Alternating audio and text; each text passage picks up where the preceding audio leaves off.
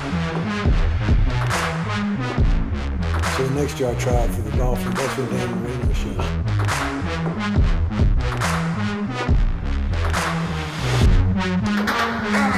Hey, what's going on, Players Lounge? Aaron Murray here, and we're at the Classic City Collective right here in downtown Athens. So if you want to support your Bulldogs, you know where to go. Classic City, go to their website, support those dogs, 21 Club, all that good stuff. Make sure you go check them out, and then just come hang out at a great spot here in downtown Athens. We are continuing our Rising Star series. Jordan Hall going to be joining us right now. Appreciate it, man. Thanks for jumping on. No problem. Thank you for having me. Rising Star, you went from freshman to now. Your feet are wet. What's the year been like from mid-year enrollee to now? 12 months later. It was a very good learning experience for me. I say just learning how to take coaching, learning how to be coached, and learning different ways how to play the game. So all in all, it was just a great experience as a freshman, going to mainly all the games, experiencing a loss, and just taking the good with the bad. So I mean, I wouldn't regret it for nothing. So when I was coming through, I was one of, I think, 3 mid-year guys that came in. Like, it wasn't a big thing. Yeah. I'm old. I mean, it was a decade plus ago. Golly, it was like 15 years ago. I was 3. Hey now. We got it, maybe 13 years ago. But mid-years was just getting going. Now it seems like everyone is a mid-year. What are the pros and cons? Like, did you miss out on some stuff that you kind of think back, like, man, I missed out on, like, prom or, For me personally, I feel like it was the best decision I made in my life.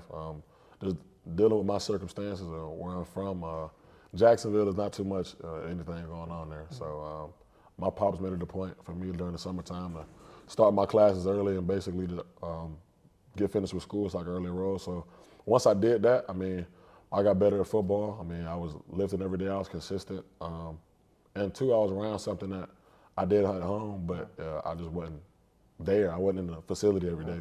So I actually it gave me a different experience and opened my eyes to what life is outside of Jacksonville.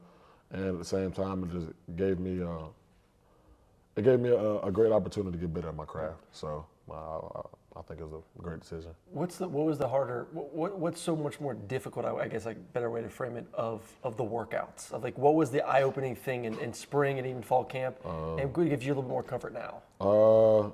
Team runs, anything really like team runs. I feel like team runs going into the spring.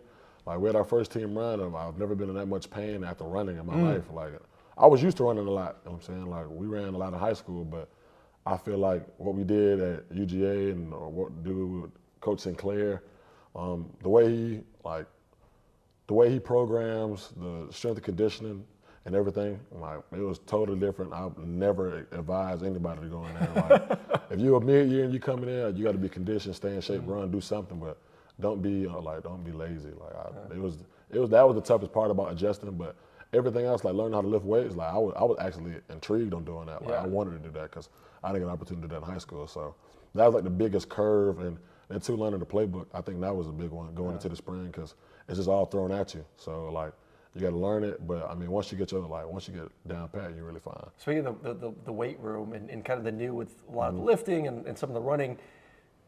Do you kind of look at yourself in the mirror when you go home? Do people kind of be like, damn, you look like you've been kind of getting after a little bit more, like you got a little bit more confidence? Like, have you seen the body transformation in just 12 months? Yeah, I just looked at myself before I left and I came here. You know what I'm saying? Like I feel like that's a big pro of being here. I know I get with my pops a lot, and I feel like as a dad, when your son gets bigger and goes through his changes, like I feel like he always feel like I'm trying to like wrestle him or like challenge himself and so. Could you take him? Oh, most definitely. It had to be light work. I ain't gonna lie. But most definitely, I've seen a lot of changes in myself. I'm just weight room wise. When I first got here, I could barely do certain types of weight. Now I can do it easily. So like, I say for sure, like the weight room has been one of the bigger things that I've seen a change. So when you look at yourself in the mirror, do you now look at yourself because you've been around college football guys, you've been around NFL draft picks on both sides of the football. Guys are going to be picked in the top 2 rounds here in the NFL draft coming up.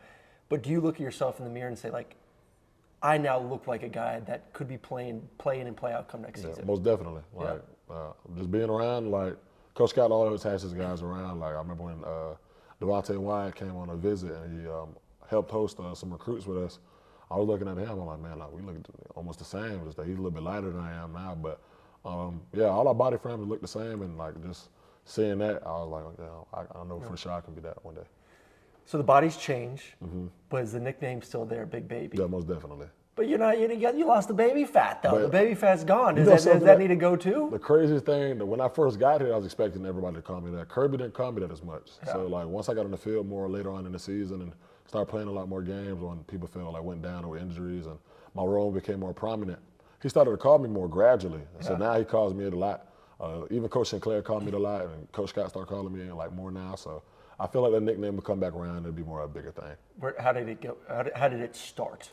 Started with my coach, Coach Styles, and at a freshman, I think our team camp my freshman year. I was coming out of 8th grade, about to start my freshman year of high school. Long story short, we was in a game. I got a pulling guard came and hit me, and I never had that happen to me in my life. And I got up, flustered, and I started crying. Like I just started crying. Like, my nose was just dripping in snow. I was like, man, I'm mad. Like he can't do that because in middle school you never get no pull blocks. Yeah. It was just straight like zone blocks and just straightforward action. So I got pull blocked and got hit, fell over, chin strap messed up, went to the sideline. Everybody, you too big to be crying. Went back up to the room. After that, to the dorm, we had a meeting. And coach addressed a bunch of different stuff that happened and what we need to fix. And then they addressed me at the end, like, you too big to be crying. Ain't you a senior? Coach said, what? Nah, he's 14. He's just a big old baby. So the nickname stuck from there. So. Hopefully it sticks for a long time, but if it doesn't, it doesn't. What is Big Baby height, weight right now? Height weight right now, actually, I am 6'4.5" to 315. Yeah, 315. Woo. Yeah. I'm trying to get down to 310. Smooth 315 Yeah, I'm too. trying to get down to 310. Smooth 315. All right, so you've been in Athens for a year. What has made this year make you even more confident that this was the right decision? Like, why is Georgia the best place for you to be? It really came on to me later on in the season.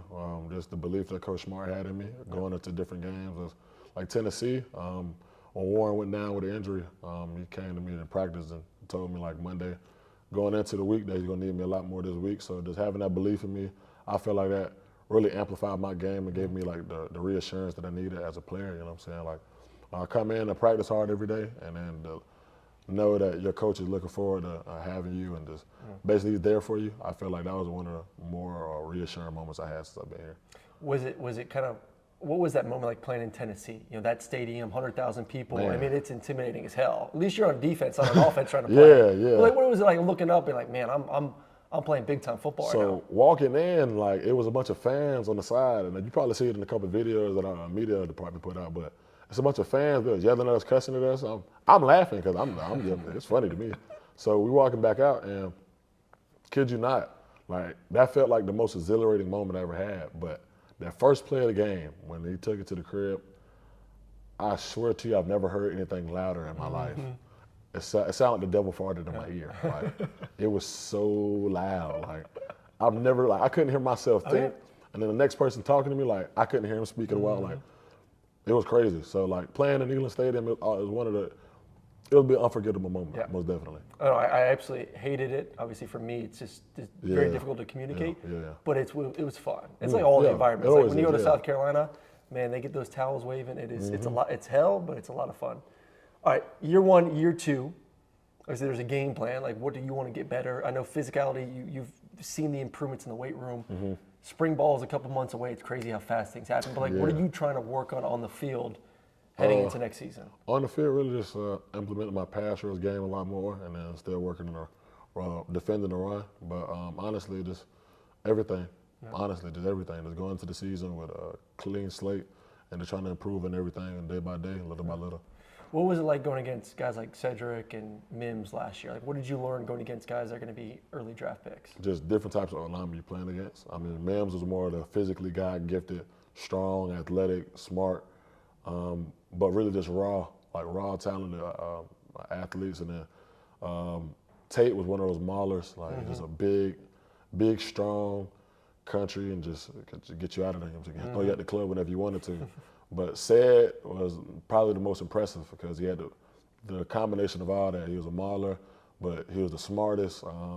He had great balance. It was hard to beat him sometimes, and really it was just a little the task to go against him, and I say EG, Ernest Green.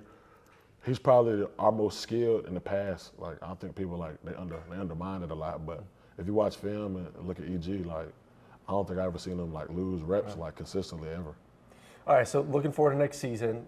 On the road in Texas, going against the Longhorns. Welcome to the SEC.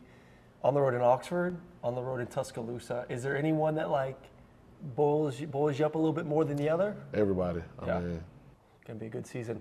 Oh, we appreciate everyone joining us here on the Players Lounge. This is the Rising Star Series. If you missed any of our previous two, Lawson Lucky and Pierce Sperlin joined us. We'll be back again next week with another Rising Star for the University of Georgia.